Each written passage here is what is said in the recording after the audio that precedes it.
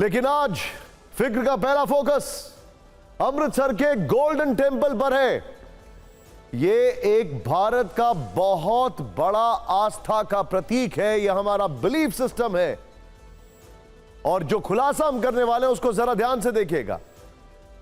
इस बड़े खुलासे के साथ कि पाकिस्तान स्वर्ण मंदिर को तबाह कर देना चाहता था, स्वर्ण मंदिर पर ड्रोन और मिसाइल से अटैक करके इस प्रसिद्ध धार्मिक स्थल का अस्तित्व मिटा देना चाहता था, वो भी अपने ड्रोन्स और मिसाइलों से।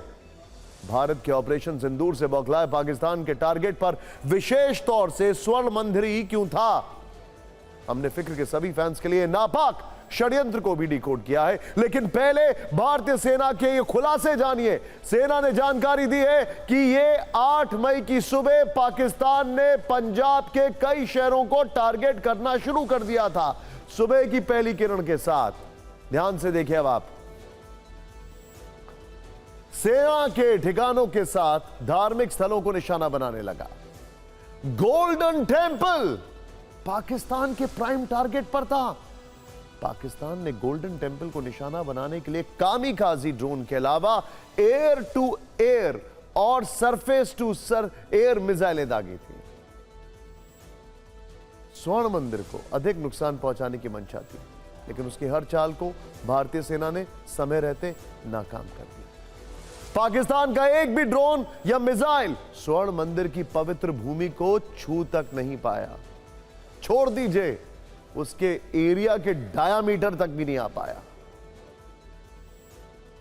पाकिस्तान ने स्वर्ण मंदिर को दहलाने के लिए कौन कौन से हथियार आजमाए थे और ये हथियार उसे किन देशों ने सप्लाई किया, ध्यान से देखिएगा। पाकिस्तान ने स्वर्ण मंदिर को निशाना बनाने के लिए कामिकाजी ड्रोन का इस्तेमाल किया।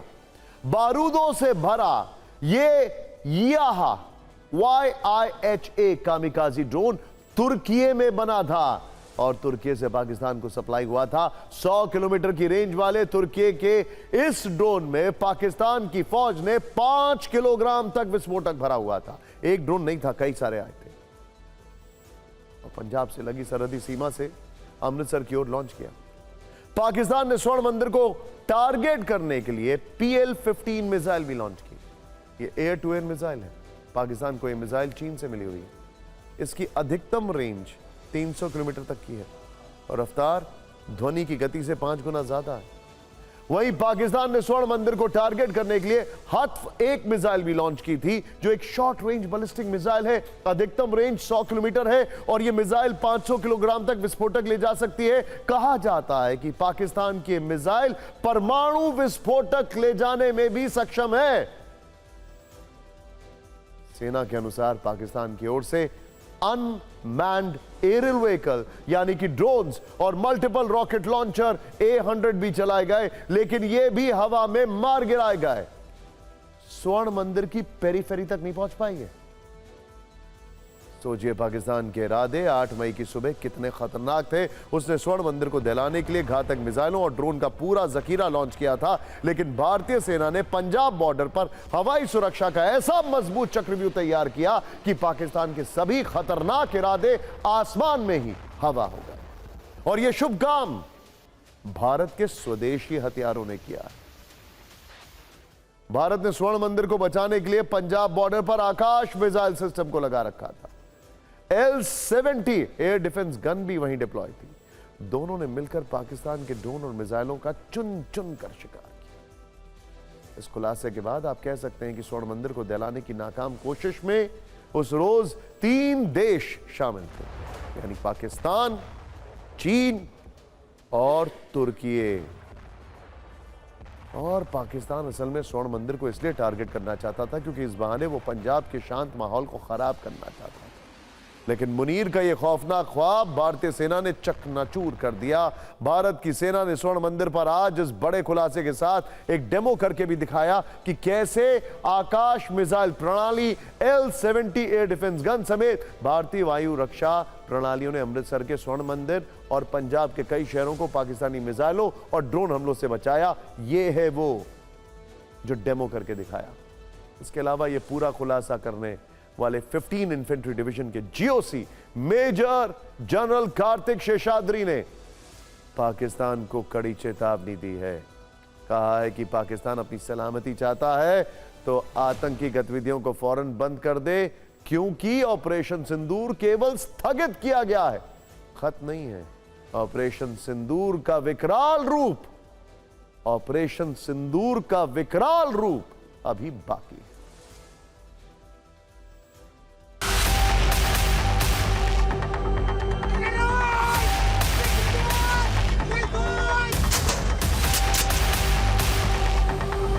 सात मई की रात को हमने पुख्ता जानकारी मिली कि पाक किसी भी उचित और वैध टारगेट के ना होने के कारण भारतीय सैन्य ठिकानों को और सिविल इलाकों को, खास तौर पर धार्मिक स्थलों को निशाना बनाएगा। इसमें अमृतसर में स्थित गोल्डन टेम्पल सबसे अहम था। हमें अतिरिक्त जानकारी ये भी मिली कि गोल्डन टेम्पल के ऊपर वो भारी तादाद में ड्रोन और मिसाइल से हमला करेगा। इसीलिए हमने तुरंत आधुनिक, अतिरिक्त एवं उपयुक्त एयर डिफेंस को उपलब्ध कराया और रणनीति के अनुसार गोल्डन टेम्पल को चारों ओर से एयर डिफेंस की सुरक्षा दी गई। 8 मई की सुबह को अंधेरे में पाक ने अनुमान अनुसार ड्रोन और मिसाइल के जरिए से सभी सैन्य एवं सिविल ठिकानों पे और खास तौर पे गोल्डन टेम्पल पे भारी तादाद से ड्रोन का हमला किया। क्योंकि हम इसके लिए तैयार थे, तो भारतीय सेना के आर्मी एयर डिफेंस के सतर्क और सशक्त योद्धाओं ने पाकिस्तान के नापाक इरादों को पूरी तरीके से ध्वस्त करते हुए ड्रोन और मिसाइल हमले को पूरी तरह से विफल कर दिया और हमने गोल्डन टेम्पल पे एक आंच भी नहीं आने दी।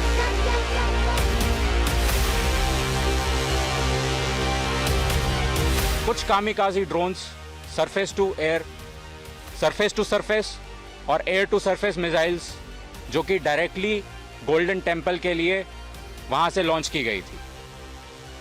लगभग 3 दिन तक they tried to damage our air bases and military installations. Success नहीं मिलने पर इन्होंने यही कामिकाजी ड्रोन्स और रॉकेट्स को सिविल एरियाज, गुरुद्वारा साहिब और रिलीजियस एरियाज को भी टारगेट किया। All of the air raid was intercepted and shot down with such precision.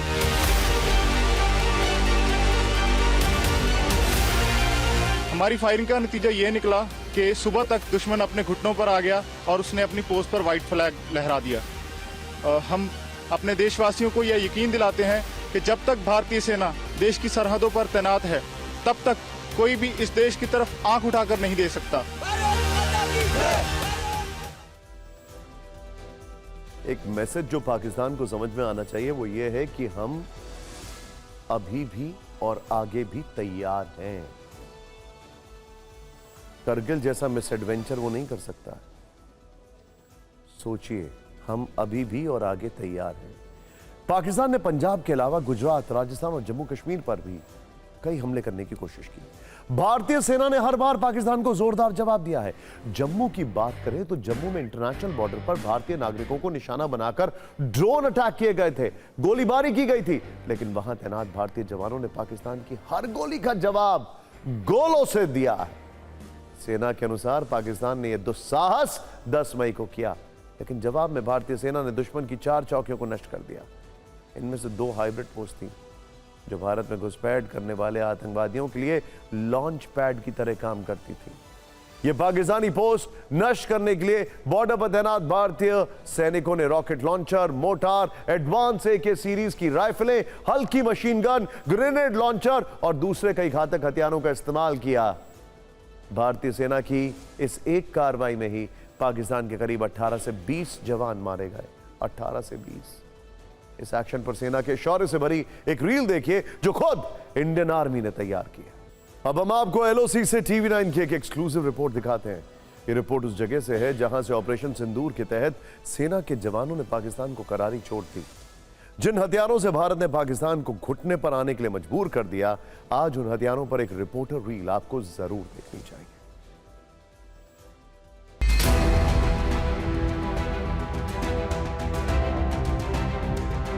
मैं इस वक्त मौजूद हूं LOC के इलाके में। सुरक्षा कारणों की वजह से मैं आपको लोकेशन नहीं बताऊंगा, लेकिन ये वो गन है, ये वो हथियार है जो भारतीय सेना के पास मौजूद है और इसी हथियार से लगातार पाकिस्तान के उन इलाकों को टारगेट किया गया, उन पाकिस्तानी आर्मी के पोस्टों को टारगेट किया गया जहां से हमारे सिविलियन इलाकों में लगातार पाकिस्तान सीज फायर का वायलेशन कर रहा था। फायरिंग के दौरान एक यंग गनर बोलता है, साहब आपने टारगेट दिया, हमने फायर किया, जरा चेक करो दुश्मन का क्या हाल हुआ टारगेट का। ये था उसका जोश।